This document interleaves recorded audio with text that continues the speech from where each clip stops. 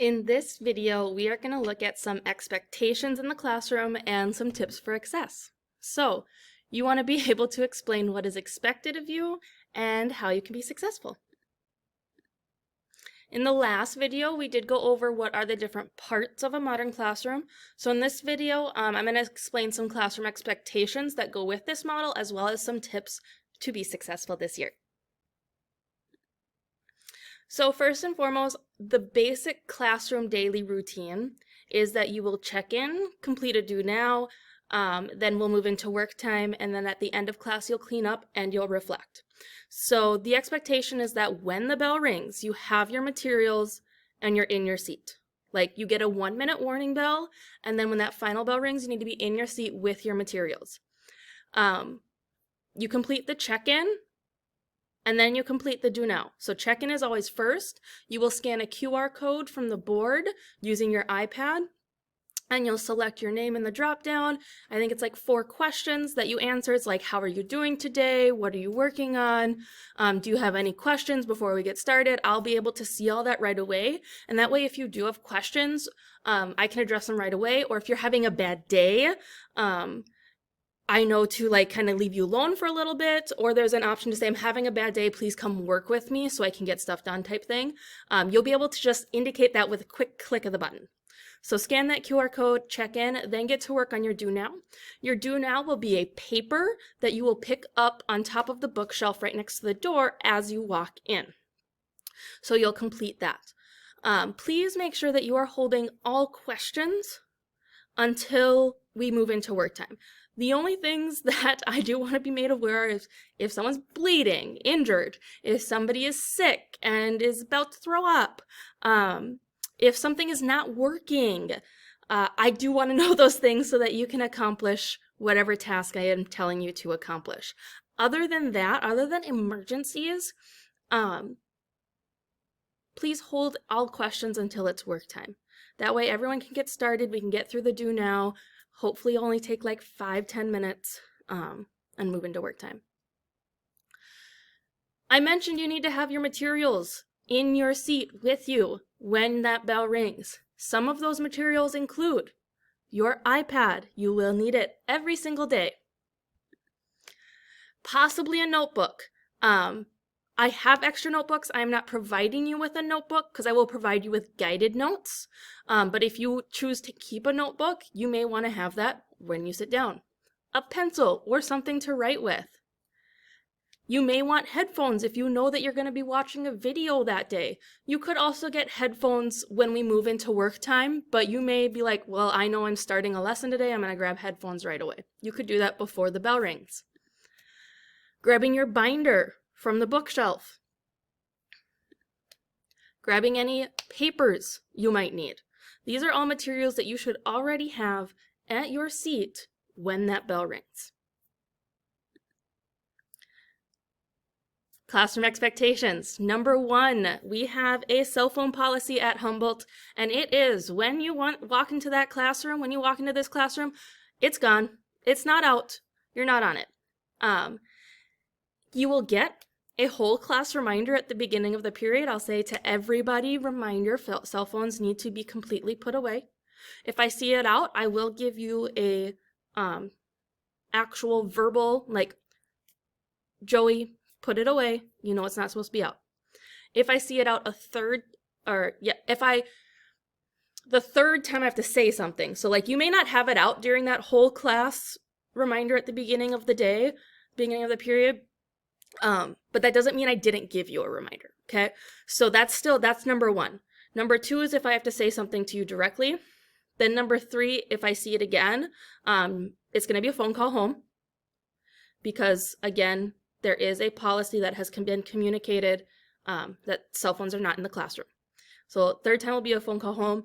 And then after a phone call home, if I see it out again, then a referral will be written and you can expect someone to come and grab it from you for the rest of the day.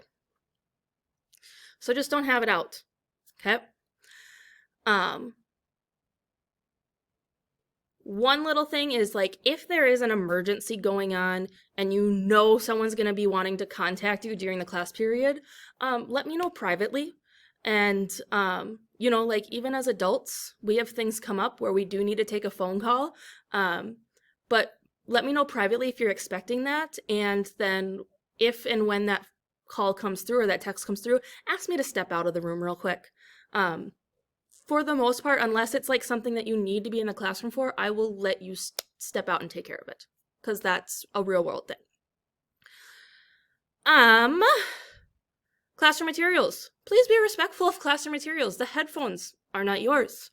iPads, they do not belong to you. They belong to the school. Please don't be destroying them. The binders, don't destroy them. I'm not giving you extras throughout the year, okay? If it comes from me, you need to be even more respectful of it than if you bought it, because you didn't even pay for it. Like, that's just very rude and disrespectful. So please be respectful of our classroom materials. For the most part, most of our classroom materials are things that everybody needs to be able to use. And we don't have a ton of extras. So please be careful. Getting help. If you need to get help, there are 4 ways you can do this. The first is our 3 before me policy. Ask 3 people before you come ask the teacher. Secondly, there will be colored markers up at the front whiteboard. You will use green. If you have you'll write your name on the board in green. If you like have a question, but you're like, it's just like a clarifying question, I can still do my work while I wait for you to answer.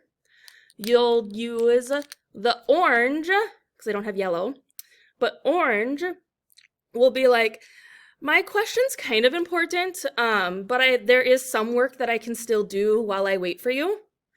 And then you'll use red if your thing is like, I can't do any work. I need you to answer this question, or I need you to do something. I can't do any work without your help. So you'll write your name in one of these colors depending on the severity of your question. Think of it like a stoplight. Green, go, you can still work. Yellow, slow down, so your work slows down, but it doesn't completely stop. Red, you are completely stopped. And you'll just write your name on the board there'll be a spot that you will see. And then I will essentially address red first, yellow next, green last, and then also in the order that people are asking questions. So that helps me to get to your questions in a way that helps you the best. Email. You can email me if I am busy or if you have a question outside of class. And lastly, if you have done the 3 before me, you could come and ask me directly as long as I am free. Please don't interrupt other people as they're getting help, but you can come and ask me. So, habits for success. Be prepared, use your time wisely, and set goals for yourself. Make a goal like, I'm going to finish this video and practice today. I'm going to finish this lesson, blah, blah, blah. Set a goal for yourself. Come to class prepared, use your time wisely. Don't sit around doing nothing. Like, get your stuff done. Come on, man.